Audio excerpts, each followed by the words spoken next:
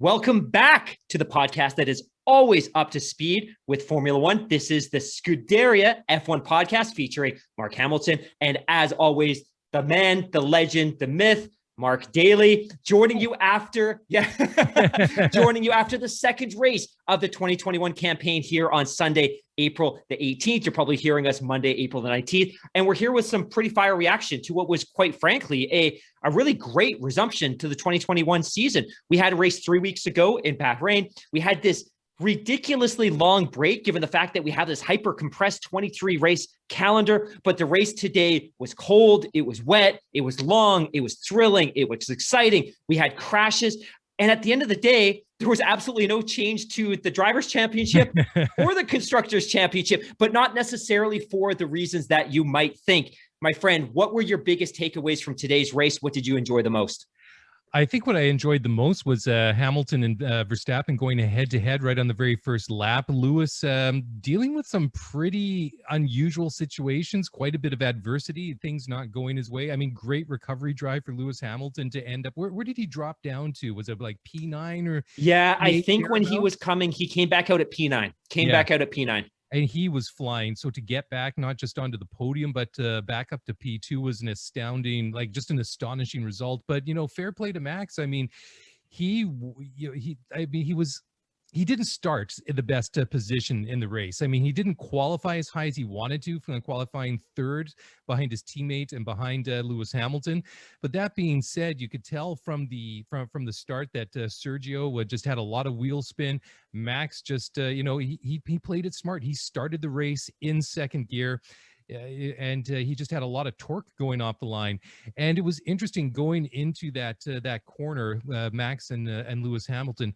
Max, I think it's fair to say he had the racing line, and it was marginal. But the thing was, neither one of those two guys was going to give an inch.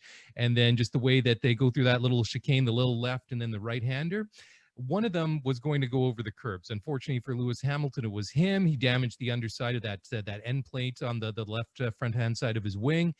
But I know that it was noted by the stewards, but I think that they did the right, I think it was the right result. There was no investigation was warranted. No penalty was handed out. It was, I think, is what you wanted to see between who are going to be the two main adversaries this year.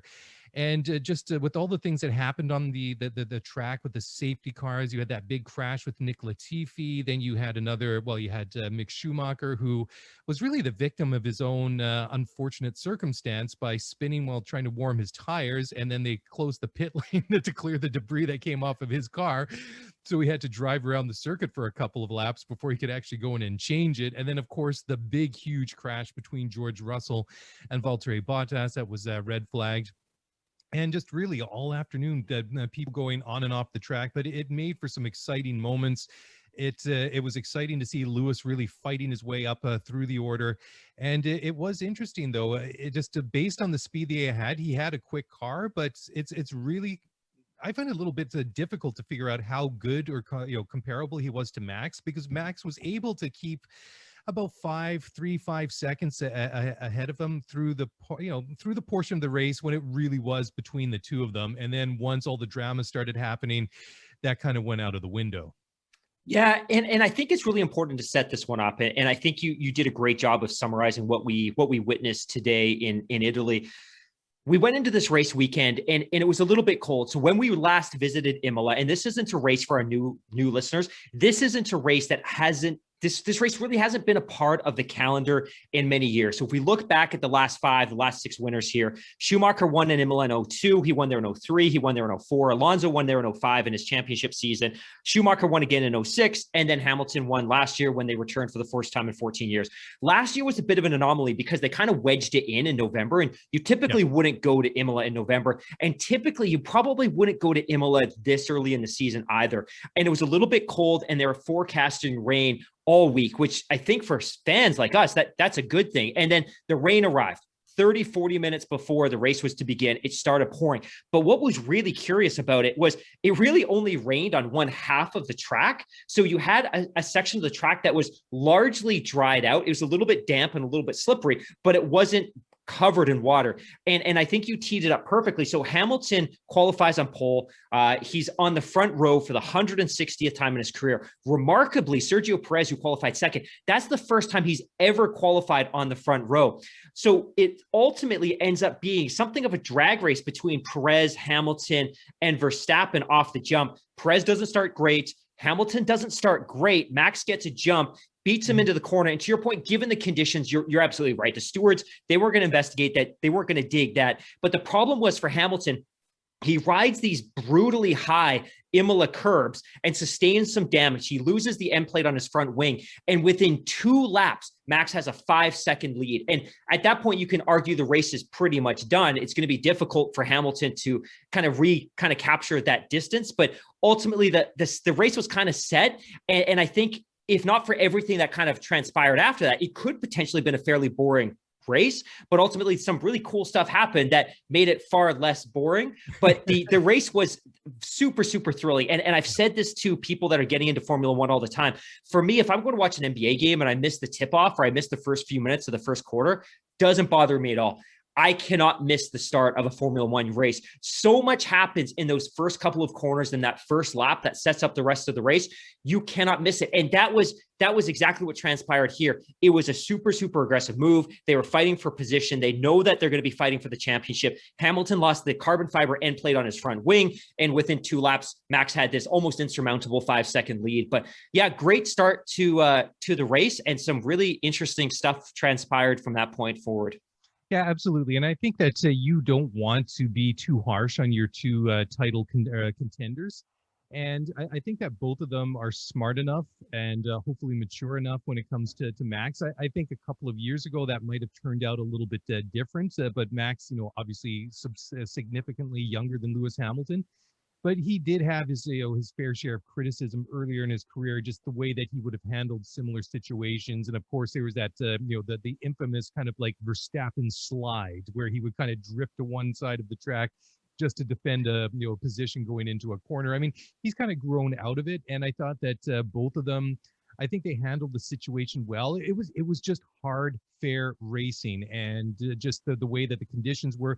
And we have to remember that Imola is an old school track. It's not like, say, one of the newer tracks like Yas Marina, where they could literally drive 5 abreast going down that long straightaway. Because I mean, the modern tracks are significantly wider. I mean, this is old school. I mean, and this comes into play when we'll talk a little bit earlier about the Bottas Russell incident. But I mean, at some points, I mean, there's maybe 2.5, 3 car widths at most on some of these parts of the track, and especially in these conditions. And when I say that Max had the racing line, he had to be maybe by what, the depth of the front wing on the car. So I mean, just by the slimmest of margins. And then Lewis just ran out of real estate and then ended up on the wrong part of the inside of the corner.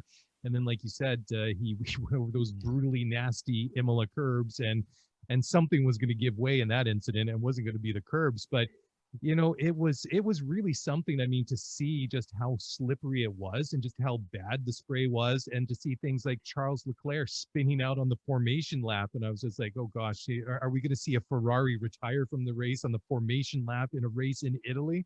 It's like, gosh, you can already picture what the headlines are going to be in the morning, right? And you saw the comments, and I don't know if you saw this, but Nicholas Latifi had made some comments to a media outlet speaking to the fact that was arguably, and he wasn't in the race long, but it was arguably the most dangerous most treacherous, dangerous lap he'd ever experienced. Zero trends or zero traction, and the spray completely eliminated any visibility, which is also, again, the value of qualifying well, is that you're behind fewer cars and you're going to see less spray. But ultimately, like his comment was, it was incredibly dangerous. And Fernando Alonso made exactly the same point, that it was incredibly slippery. And to your point as well, in a tighter track like this, there's far less forgiveness in the rain. Like if you run wide, you hit that grass, you're going to spin and your race is over. Whereas in some of these newer tracks where you can run 5 or 6 or 7 cars wide, you can make a mistake. You can go a little deep, you can go a little bit long, and you're not going to be penalized. On a super tight track like this, if you hit the curbs or you hit the grass, that could be lights out. That could be the end of your race. Well, as it was for quite a few people this afternoon for various reasons. I mean, we saw all sorts of guys going off. I mean, Lewis went off the track. He was lucky to dig himself out of the gravel. We saw who else? Yuki Tsunoda. He Mhm. went into the gravel. Perez, and I want to talk a lot about Perez here in a little bit, but we're just coming up on our first break here. And I mean, there was a lot of people that had trouble keeping it between the white lines today. So we'll talk a little bit more about that in a moment. We're going to take a quick break here, and we're going to come back, and we're going to continue breaking down the Emilia Romagna Grand Prix. There, I almost got it out in one piece this time. Anyways, hang in there, guys. We'll be right back.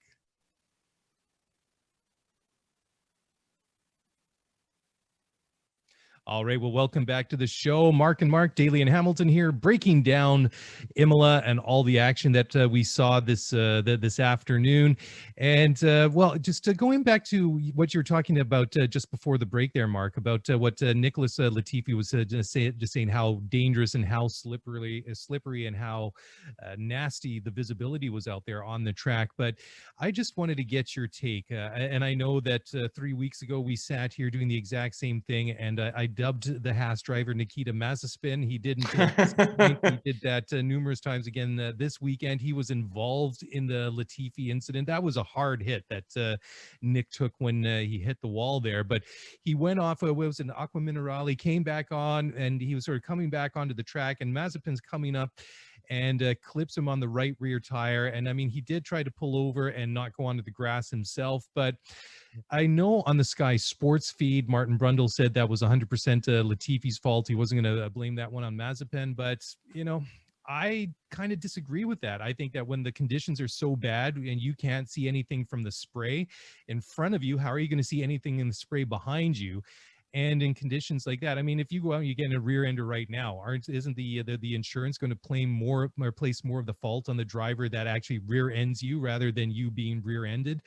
I really felt that Mazepin should have done more, maybe lifted a little bit more, because I mean, this is obviously a guy coming back onto the track in treacherous conditions. The car's still trying to find, make a good purchase on the asphalt, and he was having issues. So I think that if you want to place blame fairly, I think that you got to put a little bit more, at least, to Nikita Mazepin. Yeah, and that's an interesting analysis that you share, because and again, I'm trying not to be a homer, being a big Nicholas Latifi fan. I'm not sure, and again, I have to be careful too, because I don't want to be super biased against Nikita Mazepin, which is very challenging sometimes, given some of his conduct and his performances in the past.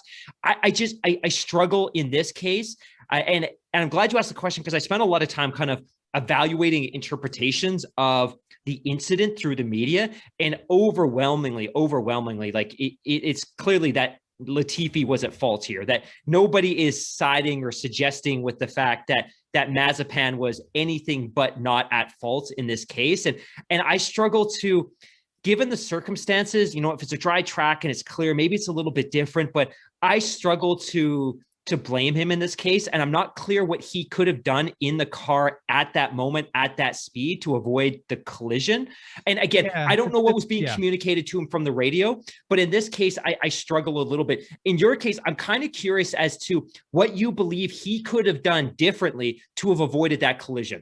Yeah, it's one thing to blame him on that. I think the only thing he really could have done, and he did try to pull over a little bit to the right. I want to be fair in that. I think the only thing he could have really done is maybe lifted and tried to maybe slow himself down a little bit. But in fairness to the guy, it's all unfolding in the blink of an eye. It's early in the race. The racing order, the pack is still fairly close together. So it's all easy for me to say that, it's his fault, because I don't know how close the next car behind him is. Maybe maybe he's afraid to like jam on the brakes because somebody's going to fly up and hit him up the backside of his car as well. So yeah, I don't think there was, I really feel like he could have done more, but the big question is, what could he have done that would have been effective? And in fairness, probably not much, right? It's just unfortunate, because had it been in any other conditions, it would have been a lot easier. And I think maybe I'm being a little bit more critical of him just because, he's got a bit of a history, and also I think maybe more to the fact that it was a bit of a nasty outcome, right? So just two more thoughts. One, you Sure. made a really, really, really great point earlier when you spoke to the fact that this is an old school track. If this Yeah. was a lot of more modern tracks, it wouldn't have been an issue because the track would have been wide enough that honestly, Mazepin probably could have just continued to move over as Latifi drifted into his lane. But Yeah. I think the other consideration here too, and I'd seen a really good comment about this, is given the conditions on the track, to let up on the throttle too much is to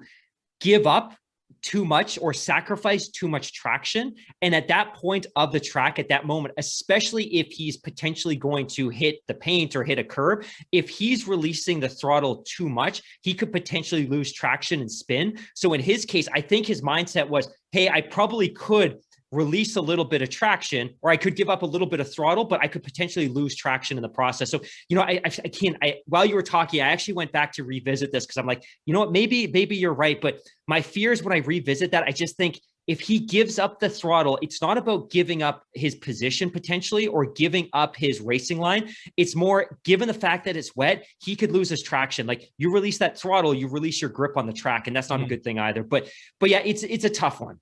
Yeah, no, you've convinced me. I think that when you put it like that, I'm willing to reverse my stance on that.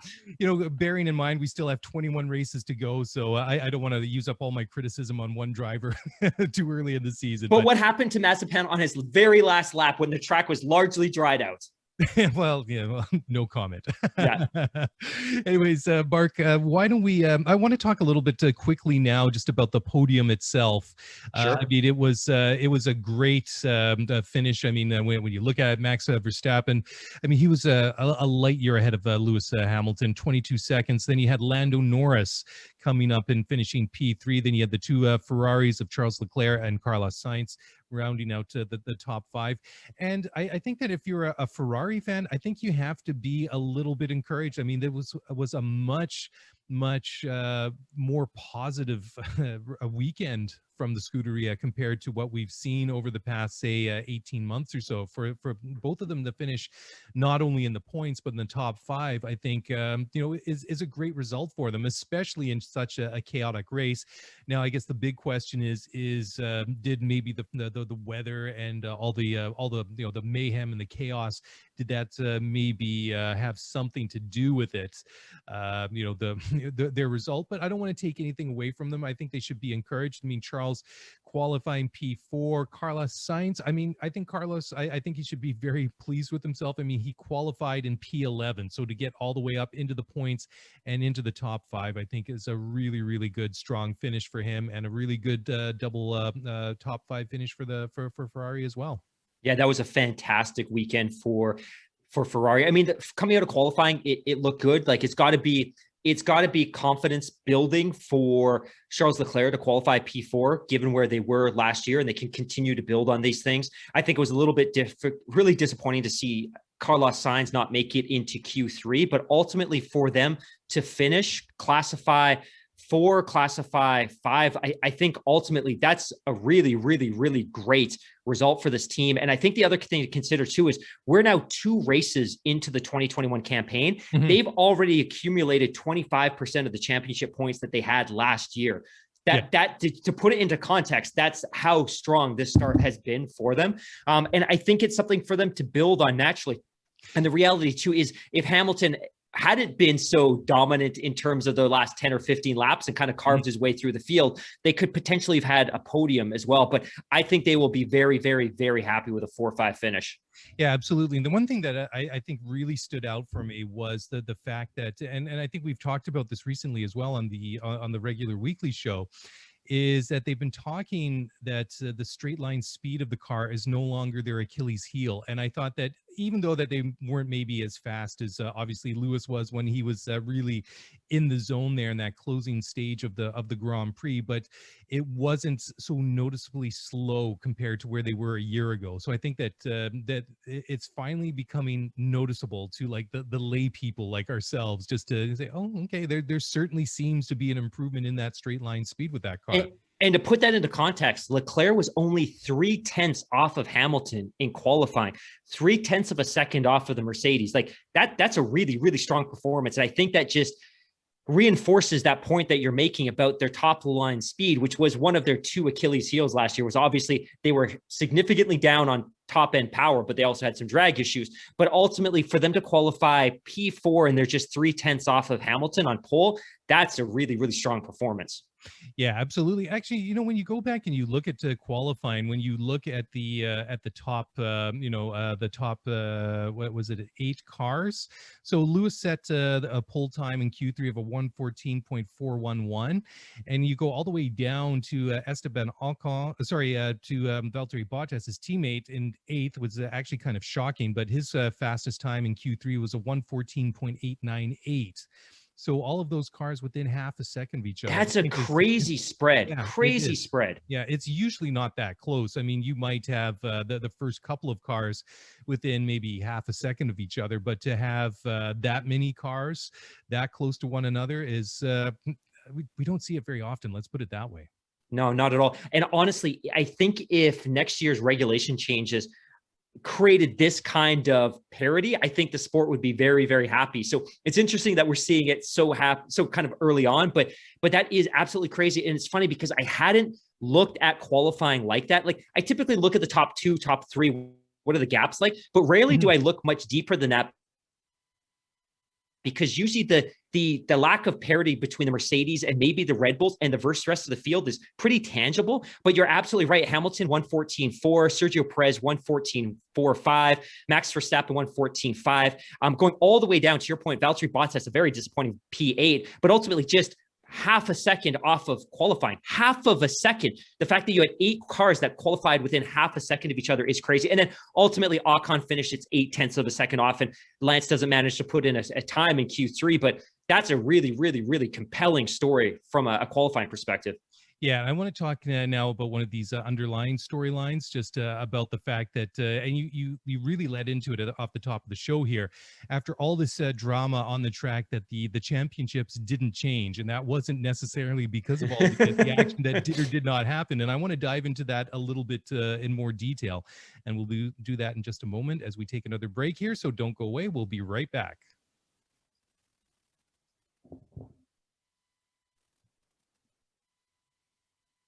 All right. Well, welcome back to the show. And Mark, just before the break there, I was hinting to the fact that, you said off the top of the show that despite all of the action on the track, that the championships did not change. So let's just go over that really quickly. So in the Drivers' Championship at the moment, we have Lewis Hamilton still leading the way with 44 points. Max Verstappen second in the championship with 43, so pretty tight there. Lando Norris third with 27. Charles Leclerc fourth in the championship with 20 points. Valtteri Bottas fifth with 16. And then running down to we'll do the top 10 here. You have Carlos Sainz, Danny Ricciardo, Sergio Perez, Lance Stroll, and Pierre Gasly rounding out the top 10 in the Drivers' Championship.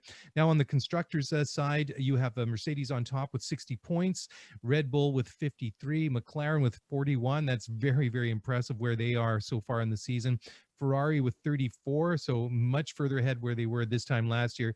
And then AlphaTauri rounding out the top 5 with 8 points in the Constructors. Now, one of the things that really stood out for me, obviously, in qualifying, Lewis on pole, Bottas down in 8th, so that was really quite surprising and shocking. Then you had the 2 Red Bulls, Sergio Perez lining up second on the front row. Then you had Max Verstappen in 3rd. And then finally, the roles were almost reversed. It wasn't like it was a Red Bull front row lockout or anything like that, but that's what we've been saying for the longest time. If they're going to really take the fight to Mercedes this year in either one of the championships, they're going to have to maximize their qualifying and the amount of points that they're going to take in the race. And when you looked at this starting grid today, Lewis, the sole Mercedes up top, basically having the 2 Red Bulls breathing down his neck. And you just thought, well, if there was ever anything for the taking, it was going to be today. And then Lewis, of course, was the only Mercedes to finish the race. But Sergio, unfortunately, after such a phenomenal and sublime performance to put it on the front row, just could not keep his nose clean, and just all sorts of drama all weekend, all race long. He was on the track, off the track, passing under the safety car and getting penalties for it. And I think that is a huge opportunity lost. I mean, it's not going to decide, say, the constructors one way or another this early in the race, or sorry, this early in the season, considering only one Mercedes took points home. And it's not a huge gap. It's not like they've got like 100 more points or something like that. But this is one of those races, if it comes down to be a tight finish, for example, in the constructors, that this might be one of those moments that they really rued the fact that they did not maximize their point to take. Because when you look at the final race classification, there was so much more that they could have taken home. I mean, it just was disappointing. I mean, after all that, Sergio Perez finishing in 11th outside of the points. So Max taking full points, his teammates not taking any. And unfortunately, they could have done a lot more to really close that gap to Mercedes in the constructors. Like I say, long ways to go, but certainly a missed opportunity for I actually think you're understating this. And I know it's early in the season, but I absolutely think, to kind of reinforce your point, I think Red Bull is going to look back on this and rue this race.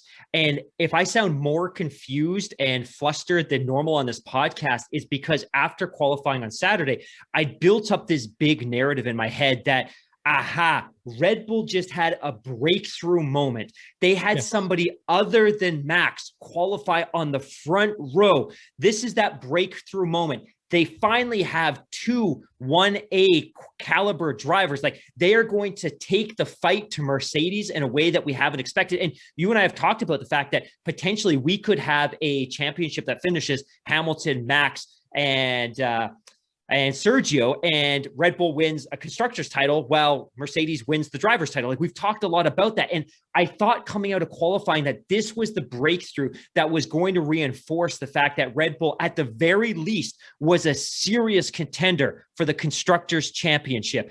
And I was, it flashed forward to this moment, and I look at the race classification, and I'm a little bit frustrated, and I'm a little bit disappointed. And obviously the circumstances were unique. It was Imola, the track was wet, but boy, did they leave a lot of points on the table, just like the article that you're referring spoke to. And the opportunity was enhanced because Bottas didn't finish the race. So every single point that Perez would have picked up would have been incremental in this battle for the championship race. And let's say he finishes in the top 10. Well, you know what? Maybe the constructors title is tied right now, and it isn't a 7-point delta between Mercedes and Red Bull. Maybe he finishes in the top 10 or in the top 5, and you're leading the constructors after 2 races. And then all of a sudden, all of the pressure is on Mercedes, and specifically on Bottas, who hasn't particularly shown that he can thrive under a great deal of adversity and pressure. Like, this was a hugely missed opportunity for that team. And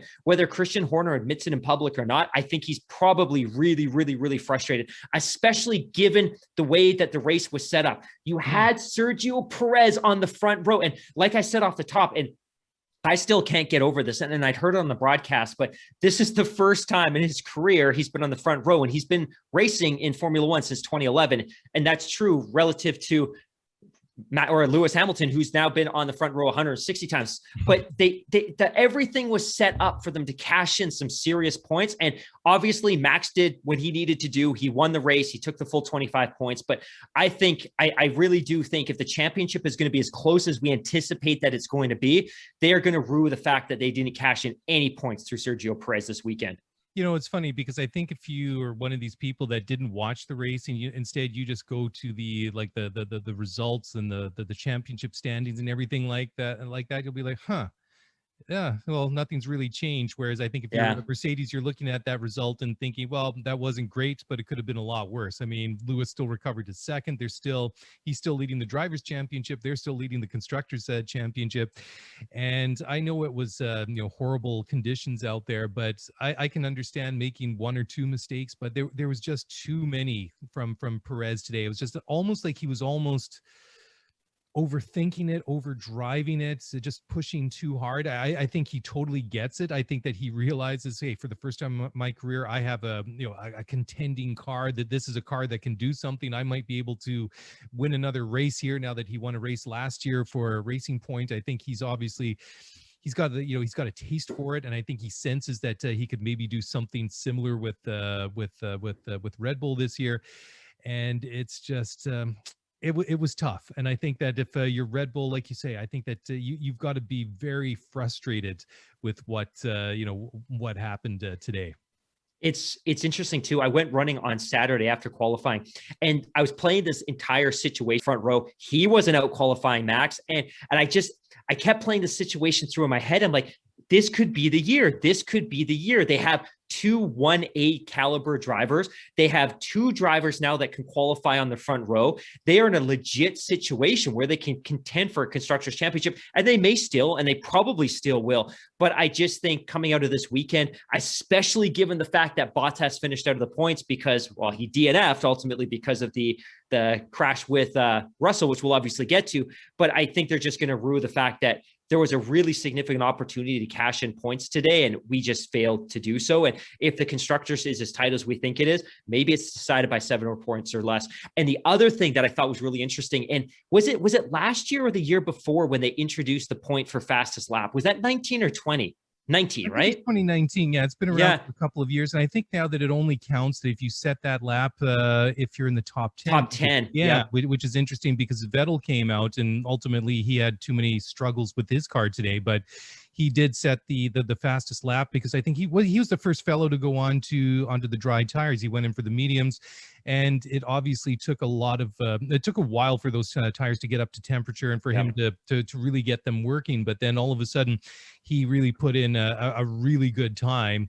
And then I think that was the comment right then and there. It was like, well, too bad he's running out of the top 10 at the moment because it's not going to count if nobody runs a faster time before the checkered flag. But that's another one of these stories that I don't think we really need to delve into it too much because there's a lot of other important things to talk about. But disappointing for Vettel. I know that he had mechanical gremlins, but I thought the thing that was really frustrated me the most was that it was obvious he was going to get that stop and go penalty because they didn't have his tires fitted on the car within the 5-minute warning before the start of the race.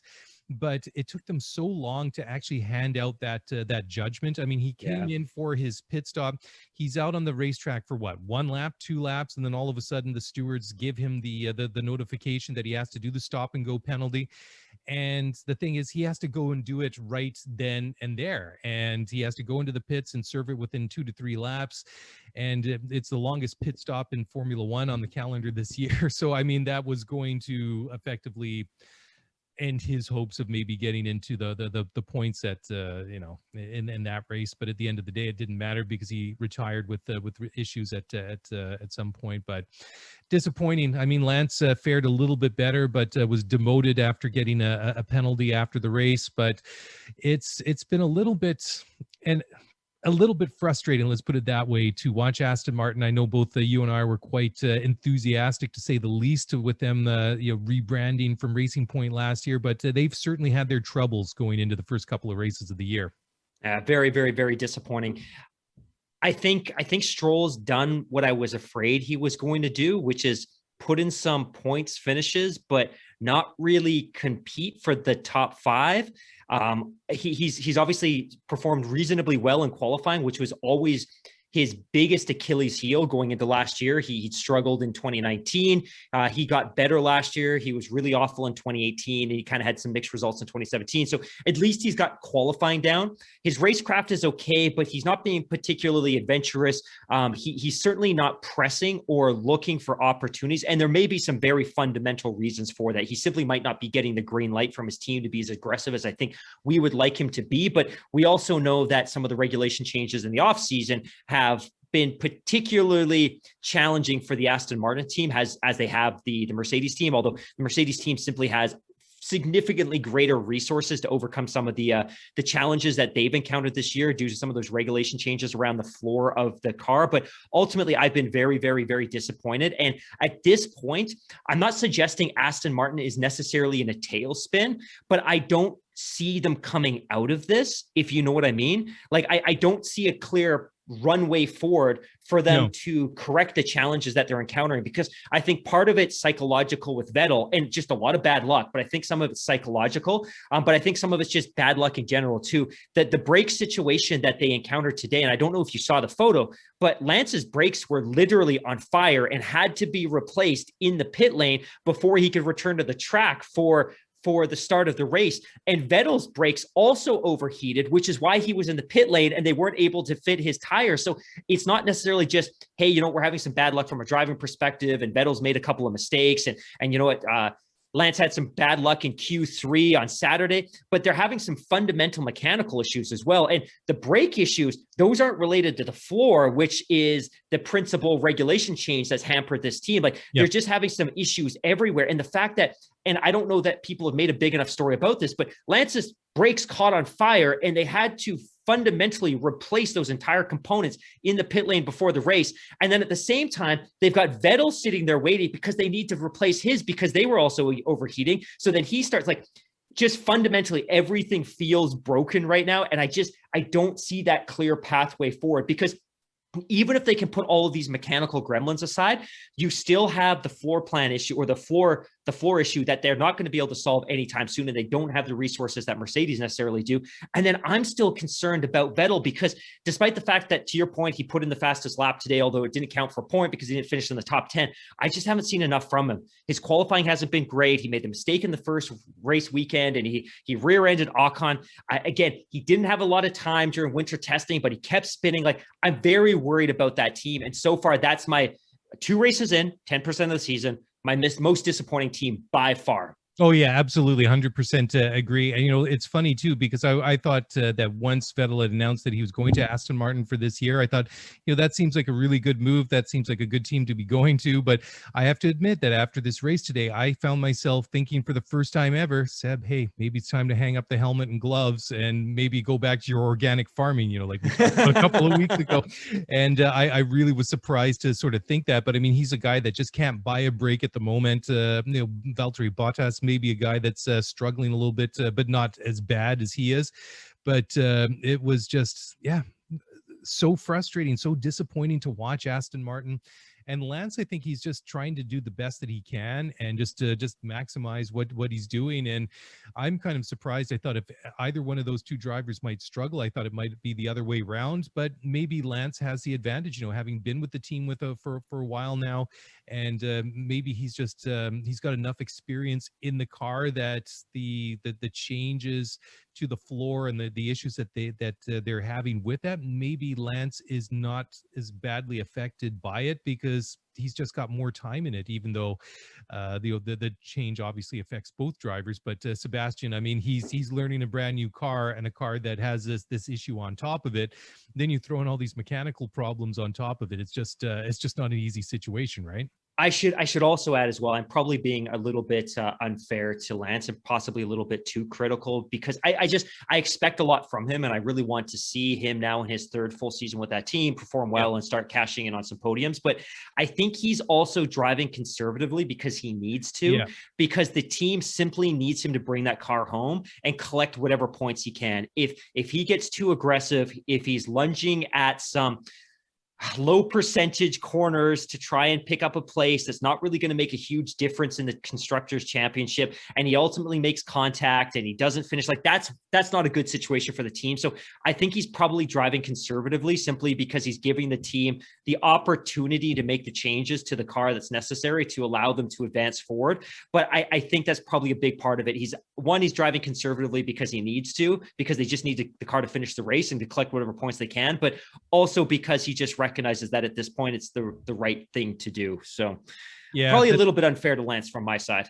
Yeah, no, I think you make a great point there. And just on top of that, nobody wants to go out and wreck their dad's car. So there's that as well. Right? Anyways, time for another break here. When we come back, I think we've dodged around it long enough. I want to talk about the whole Russell Bottas situation. Because I must have missed that. Yeah, no, well, but surely, and how, what an awful way to kind of talk down your own podcast. Anyways, Mark, I just wanted to say that we've kind of talked about it a little bit. Well, actually quite a lot. We've hinted at it so far. The big crash of the day, and this one was really the big shocking one, and that was George Russell and Valtteri Bottas. And it really was amazing how that the race feed really didn't pick up a lot of what happened. The cameras only kind of picked up the tail end of it. then the rest was sort of the in-camera or the in-car cameras, and there wasn't really a good clear shot of what happened. So basically they're coming down start-finish straight, going into that sweeping left-hander. Russell obviously had the speed to overtake Valtteri Bottas. He tries to go around him on the right-hand side, on the outside of the corner, and he puts a couple of wheels off the track. You can hear the revs on the engine just go right through the roof, and then he starts to slide and drift to the left. He hits Bottas, and they both go off in a big way. Both cars totaled. I mean, it looked a lot worse than it was because they hit those styrofoam markers on the side of the track. So there's just car debris and sign debris everywhere. Then Russell gets out of the car. He goes over and yells at Bottas. Bottas flips him the bird. And, it was just kind of a bizarre situation. But, they're both firmly pointing their fingers at each other. And I think that they're both probably to blame at a certain percentage. And you have to really look hard at the feed that you do have, because Bottas does drift slightly to the right. And then Russell, he does pull over a little bit to avoid that, I guess, any sort of potential contact. He gets onto the grass, and then, he might as well have been on he might have been on ice, because then he just completely loses the car, and then that sort of sets off that whole big shocking accident, right? But I don't know. It really is kind of difficult to really apportion blame to that one. Just at least from my point of view, I didn't really see enough of it clearly enough to really get a good look at it. I mean, I had to go and watch it a couple of times to really see from Russell's in-car camera to see Bottas drifting slightly to the right. I think you make a really, really great point. And this was a criticism of that I had of the race. Independent of this, I thought the race directors, and I'm not talking about the actual officials of the race, but I'm talking about the production crew with Sky Sports. I thought this was a very, very, very poorly produced race. And it wasn't even just this event, but there was a couple of instances later in the race where they basically missed the Lewis Hamilton overtake of Charles Leclerc. Yes, like they spent the better part of the last 40 minutes just following Hamilton slicing through the field, and like, well, now he's behind Leclerc. This is going to be a tough move for him. And then seconds later, he's past him, but they didn't even show it. And so I had some issues with the commentary. I had some issues with the race direction from a camera perspective, but you're absolutely right. Sorry, go on. I was just going to say, pardon me for jumping in here, but more to your point that they were completely out of sync was, I think at one point, I can't remember if it was Verstappen or Perez, but one of the Red Bull cars pulled into the pits.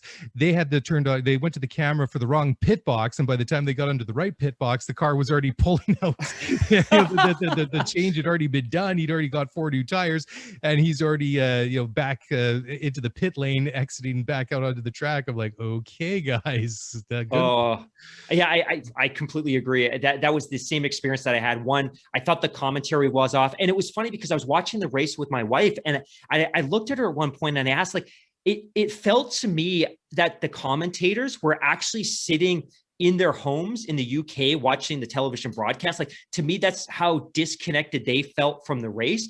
And then for the race director that typically sits in a truck at the track and he's got all the feeds in front of him, he's cutting to each individual feed. Like, he just felt like that individual was all over the place and made some brutal mistakes. But getting back to the Bottas George thing, the incident, the collision, ultimately what we needed the shot from the helicopter, that overhead shot that would show the two cars coming down. Because to your point, you can see a little bit of movement, but in my mind, on any other track, on any other day, that's okay, because I'm Bottas. I'm not just going to sacrifice my position and give up the racing line. Like, this is my racing line, and if you want to come and get it, you're going to have to make an aggressive move. But ultimately, to me, I can't apportion blame 100% to either one of the drivers. I think what I can do is fundamentally assign blame to George Russell for his conduct following the collision. Now, let's be very, very clear here. One, we should just be thankful nobody was hurt. And we should also be thankful that there were only 2 cars involved. These cars were traveling at 300 kilometers an hour on a wet, slippery track when they made contact. And the contact happened because Russell felt Bottas moved towards him. So George was looking to pass him. They had a straight going into a corner. George Russell was looking to pass him on the inside of the track. He felt that Bottas squeezed him. He had to step off of the track so that he didn't make contact with Bottas. As soon as he does that, to your point, he's on the grass. It might as well be ice, and he spins. Very similar to 2016, where we saw Hamilton making a similar move on Rosberg. He touched the grass, which was the dry. He spun, took out Rosberg. Very similar situation. He hits the grass, he spins, he takes out Bottas. It's a serious collision. And thankfully, no other drivers were involved. Thankfully, they were both okay. I cannot, and I think we need to put this into perspective, I can't even imagine the amount of adrenaline that George Russell would have been feeling at that moment. He's in a position where he's potentially going to overtake Bottas, who is also chasing his job, right? He's chasing that seat as well. He has an opportunity in the Williams car to pass a Mercedes. They end up making contact. They spin. It's a brutal crash. He's probably completely winded. He's emotional. The adrenaline's running through him, but he's angry. And I get it. You're going to swear on the radio. Like, we see this all the time. Like, whenever there's contact, whenever there's a mistake, they always blame the other driver, even when we can see, like, my friend, you're an idiot. That was all your fault. But they don't know it. They're emotional. But the fact that he still got out of the car and chased down Bottas, who was still in the car, like, you don't even know that he's okay. You don't know that he's not concussed. You don't know that he's not winded. You don't know that he doesn't have broken bones. And to go at him, that's a side of George Russell I've never seen. And on the one hand, good. Like, I want to see these alpha drivers that have that level of grit and emotion. But in that moment, you don't know that it's fundamentally his mistake. And I didn't appreciate that. And it is interesting. And Toto Wolff, he wasn't willing to apportion blame. And I don't know if we're going to get to this after the fact, but he certainly wasn't willing to apportion blame. He made some jokes about the fact that, hey, George, maybe he's going to have to go down to the Renault Clio Cup series and kind of earn back his stripes there.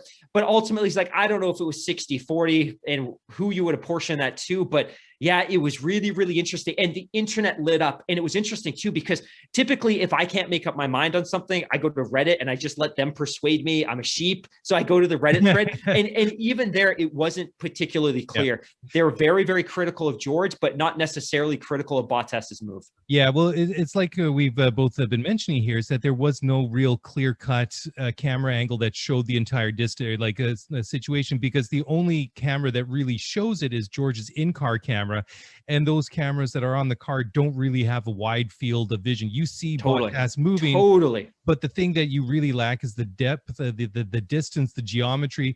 I mean, it's obvious how much George moves, but it's hard to tell from that in-car camera, okay, did Bottas just move over a foot, or did he move over like a car width? And that's what, so I mean, it's different. If he just like moves over slightly and just nudges George slightly, then hey, that's fair game, right? But I mean, if he moves over drastically over half of the track or something and really pushes George out of the way, then this conversation then takes a completely different tone to it. It's like, oh yeah, I can totally understand why George went stomping down there and starts yelling at Bottas afterwards, because he went over 3/4 of the track and pushed him onto the wet grass, and then this whole thing.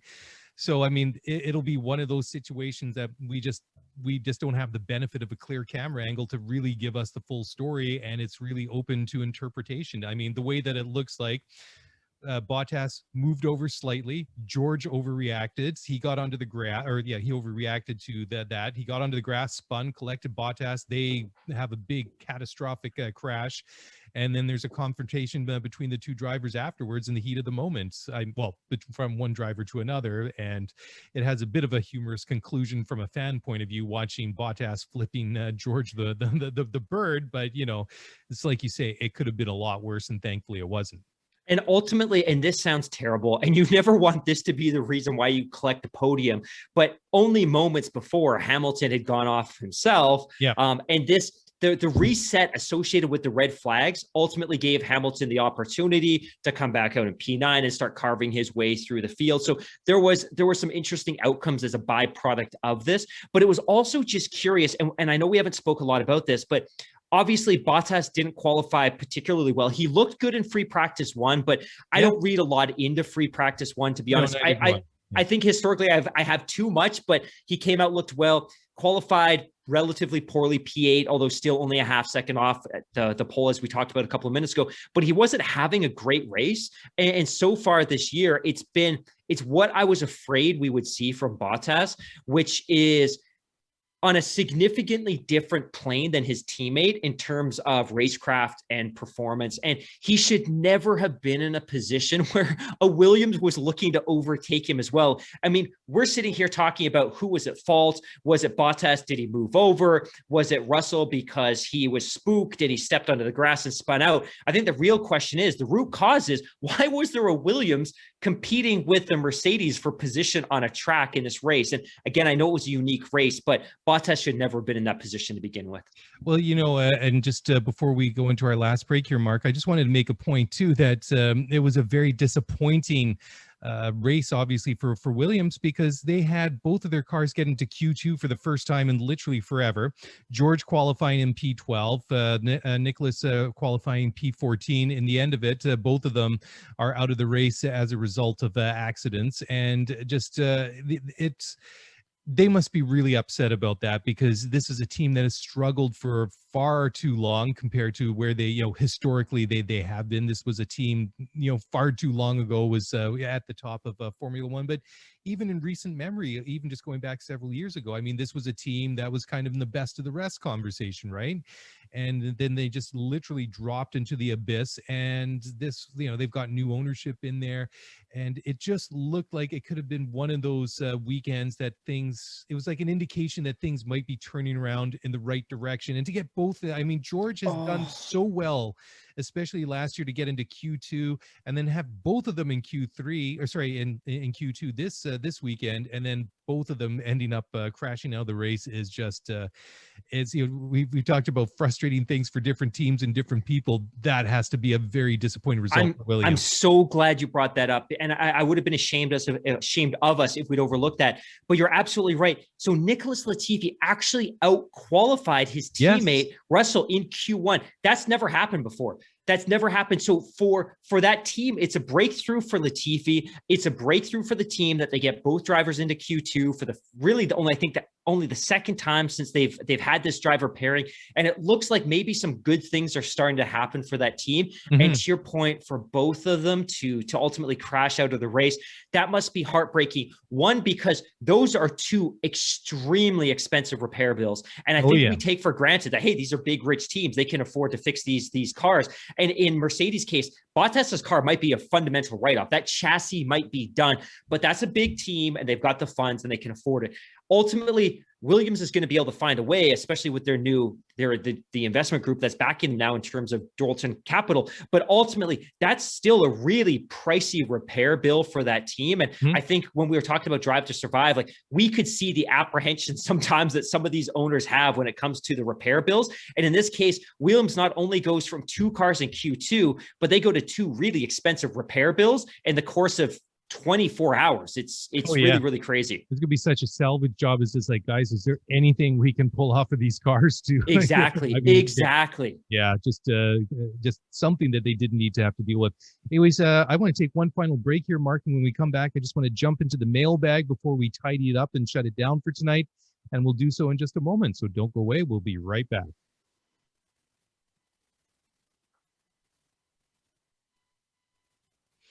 All right, well, welcome back to the show. And as promised, I just want to jump now quickly into the mailbag and have an email here from Ian Driver. And he says, hi, guys, listener from the UK here. Love the show. Would you please take time on the show to discuss or explain the logic behind allowing cars to unlap themselves prior to a restart, as we saw today at Imola? The rule cost Norris P2 and Leclerc P3, as in reality, Hamilton was merely unlapping himself when he overtook them later in the race. Equally odd was that the 2 cars that were 2 laps adrift were allowed to catch up 1. Keep up the great work, Ian. Okay, well, thanks for the email, Ian. And we had a bit of a chat about this before we actually started recording here. And we tossed around a couple of ideas. And Mark, you seem a little bit more prepared to discuss this one, because there is no clear-cut answer. And surprisingly, it seems that some of the F1's infrastructure system doesn't seem equipped to handle it. I mean, apparently we were able to send men to the moon 50 years ago, but we can't find a way for timing software in the 21st century to accomplish this. But there are some nuances to this, and also not just from the timing side, but also from the sporting side, and just basically when it comes down to fairness and the amount of distance and wear and tear on the cars that is actually run. So why don't you take that away, Mark? Yeah, thank you for that. I really, really appreciate you passing this one over. But in all seriousness, Ian, thank you for the email. Very, very, very much appreciate your support of the show, as we do everybody who listens, and especially to those of you who take the time to send in emails, even if they're a very difficult question like this, that maybe shouldn't be as difficult it is. But we actually had a really long conversation about this before we began recording today. And even us, we were kind of looking at each other. We're trying to understand really what is the logic here. And I think ultimately it comes down to a couple of things, right? Which is, one, to us, when we're having this conversation, you know what, you're in that safety car situation, you've got cars that need to unlap themselves. Why not just allow them to drop back through the field? You know, why are we putting these cars through the physical process of having to physically unlap themselves and consume the time necessary to do that? And ultimately, we did a little bit of research and had a conversation with a couple of people, try to better get an understanding of what kind of drives the culture around this part of the sport. And to your point, there's really a couple of things. One, there's a sporting component, and there's a fairness component to allowing cars to drop back through the field rather than physically unlapping themselves. Physically unlapping themselves means that ultimately they're putting in the same number of physical laps as the rest of the cars they're competing against. And that particularly means that they're consuming fuel and they're putting wear and tear on their tires that they would have if they weren't in a position where they had to unlap themselves. So from a fairness perspective, simply dropping back through the field and not going through the process of physically unlapping yourself could ultimately be an unnecessary benefit, because you're not consuming fuel and you're not putting wear and tear on your tires that you ultimately would have otherwise. So simply dropping back through the field isn't necessarily the right thing to do. The other consideration, and this is the one that you were alluding to a couple of minutes ago, is that the FIA doesn't actually have the electronic infrastructure or the capability from a timing perspective to account for the fact that cars could just drop back through the field and complete a virtual lap. So from the FIA's perspective, due to the limitations associated with their timing systems, they actually need those cars to physically perform a full lap so they can be accounted for on the classification timesheet at the end of the race correctly, because they don't have a way to account for a car virtually completing a lap. So it sounds like there's some interesting pieces here. And then the other piece too that's really interesting is the whole process of physically unlapping yourself is also at the discretion of the race director. And we've been talking so much the last couple of weeks about track limits and how arbitrary they are and why they're enforced here and why they're not enforced there. Even this rule itself is kind of uncertain and ultimately at the discretion of the race director, and it can happen. Maybe it won't happen. Is it a safety car, virtual safety car? There's all these different kind of pieces. So from our perspective, without diving into the FIA rule book and trying to decompact the regulations there, that's generally our understanding, but it is interesting. And especially in a race like this, where it ultimately impacts the outcome of the race and the distribution of championship points, it's interesting, that's for sure. Yeah, definitely. And, you know, if I was Formula One, I would just try and put the twist on it that just from a sporting perspective, that if the race is 63 laps long, everybody has to do 63 laps. If you're still running, I mean, if you're out of the race, you're out of the race. Everybody drives 63 laps. Everybody drives 310 kilometers or whatever the full race distance is. Just keep it simple, because if you make it sound like your infrastructure just isn't up to par, and like I say, I mean, if you could put people on the moon 50 years ago with a space vehicle that has less computing power than my dishwasher upstairs does, then I just don't think that is a very Formula One thing. It just doesn't sound very good. I mean, I'm being a little bit sarcastic and facetious here, but yeah, it certainly is an interesting conversation to have, that just the way that just the infrastructure is, and also just the sporting fairness of it all kind of like links together. And that's basically when it comes down to it. There is no easy answer. There's a lot of things that have Yeah. to be taken into consideration. So then moving along, we also had a tweet the other day from BJ Crabtree. So we had a couple of questions here. One of them, he said, how does Red Bull deal with Perez P2? Do they force him to let Max ahead? Does Williams push, or do they just stay there and call it a day? And then I think, unfortunately, both of those ones were solved on the track one way or another. I mean, we're a little bit late in answering BJ's tweet, but then finally, I think he kind of nailed it. He says, Bottas P8's yikes. Is the frustration finally getting too much, or will he rise? And, that's a great question. I mean, a guy that is clearly auditioning for a job and trying to, state his case for 2022. It's not really going too great. I mean, that P8 in qualifying and not really carving his way through the field was not really what you would expect from Bottas. I know that the conditions weren't all that great, but certainly Lewis did a pretty good job. But it just, before his accident, I mean, Bottas wasn't inspiring me with the way he was driving out there today. Let's just put it that way. Kindly. Yeah. I feel exactly the same way. And we obviously, and we talk so much about, and if you're new to the sport, this has kind of been Bottas since he's been with Mercedes. He was a very solid driver with Williams. He cashed in some podiums.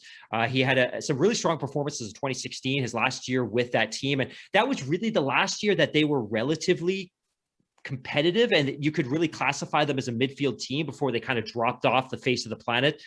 But ultimately, 2017, largely it was inspired because he was a new driver. 2018, he was heavily criticized. Going into 2019, there was something of a new Bottas, this Bottas V 2.0, and he was new and he was aggressive and he was lunging and he was doing things that we hadn't seen from him before. And then by the second half of that season, by the midway point, he kind of reverted back into the Bottas that we knew. And I think what we were all hoping this year was, given the fact that he's out of contract at the end of the year, that we would see a Bottas 3.0, that he would reinvent himself once again to be that alpha driver that we all want him to be, so that we can have somebody in a Mercedes car literally and figuratively competing with Hamilton for the championship, because we've not seen that from Bottas, not even close. In fact, 2018, I think he finished fifth in the drivers' titles, or the drivers' championship, which is unacceptable given the quality and the caliber of the car that he was given.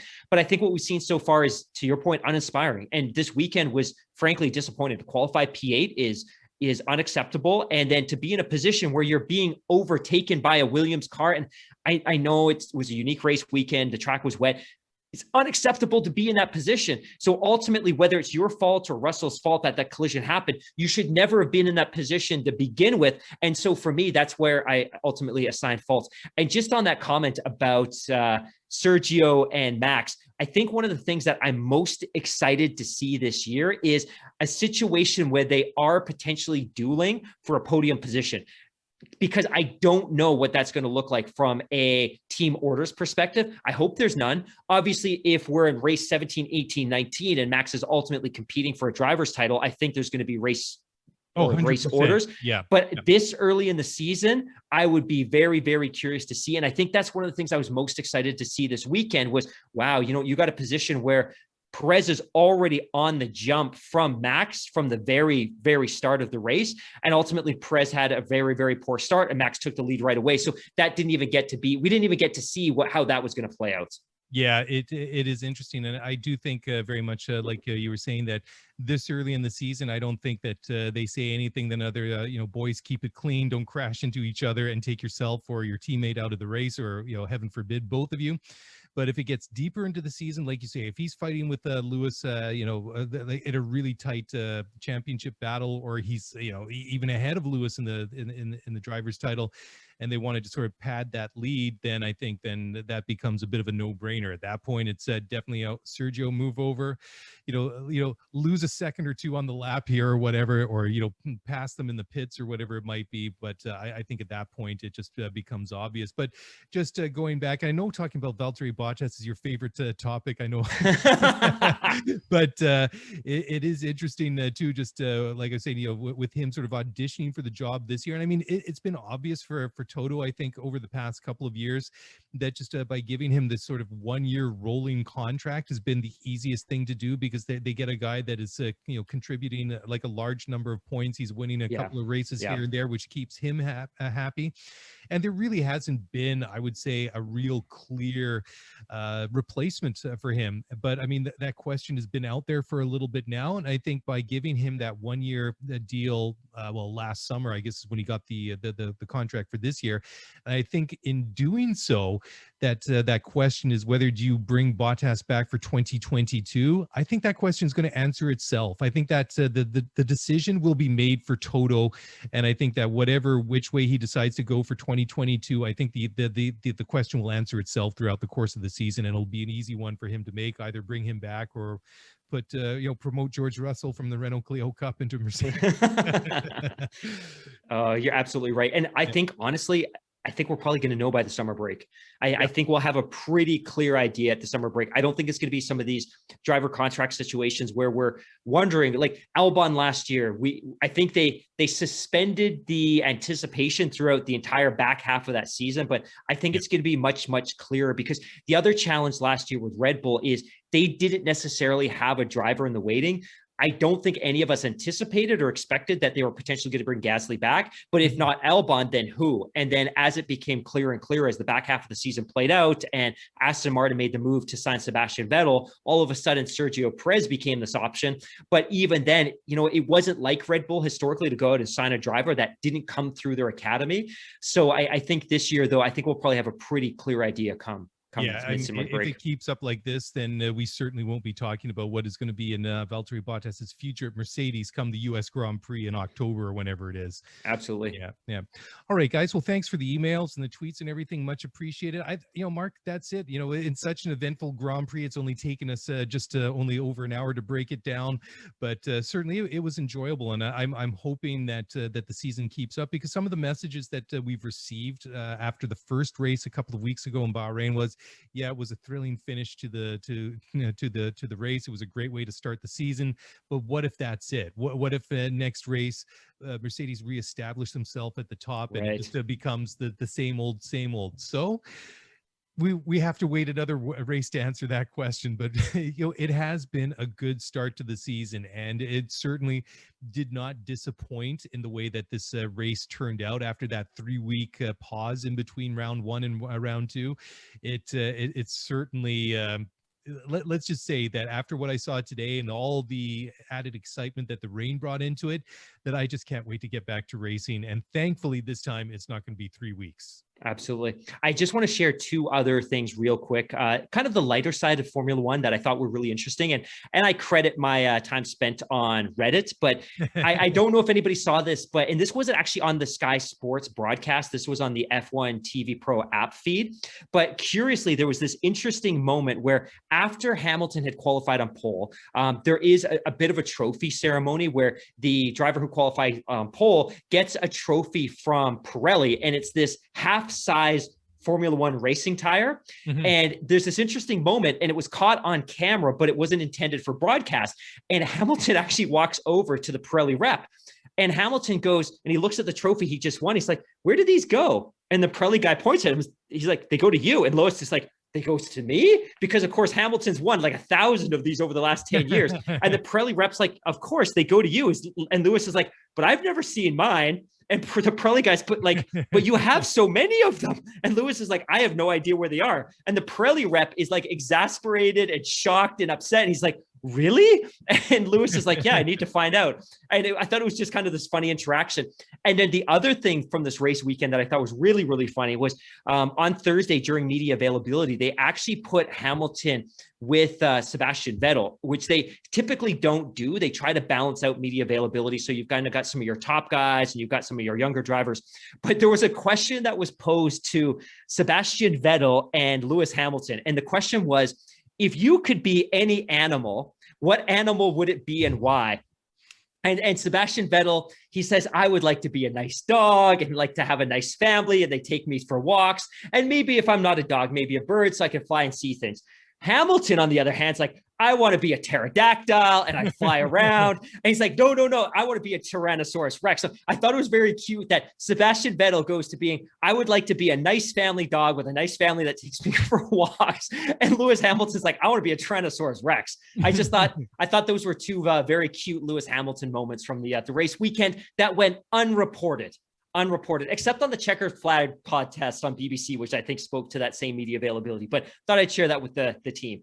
Well, maybe that just shows a little bit of the difference in the mentality between Lewis and Seb, and nothing against Seb, but maybe that explains why Lewis, the Tyrannosaurus Rex, has 7 world championships to his name. But I'd like to know, like, maybe the Pirelli guy thought that maybe on Lewis's mantelpiece in his living room, he's got all these, these Pirelli sort of miniature tires and stuff like that, and they're all like packed in boxes back at the Mercedes headquarters or somewhere like that. So my question to you: what animal would you be, and why? That is a great question. I would be, I'm going to go the dinosaur route. I think I'd like to be a velociraptor. Yeah, damn you. So I'll do something different. I think I would probably, so when you pick your animal, you have to be aware of what they eat. So I would like to be, let's say, a cougar, but a vegan cougar that eats principally nuts and berries, if such a thing exists. If I had to go from prehistoric times to modern times, I'd go with like a bear, grizzly bear, or something like that, because I like salmon and fish, and that's a very Pacific Northwest thing. So I would, a velociraptor or a bear. On this note, as we are shedding subscribers by the hundreds. Yeah, by the hundreds. Exactly. So we'll quit while the going's good. And thank you all for joining in and listening and watching on YouTube. Appreciate the support. And we'll be back in a couple of days to recap all the latest Formula One news. And on behalf of myself and Mark Hamilton, that's a wrap. Talk to you guys soon. Have a great week. And we'll be back in a couple of days. Bye for now.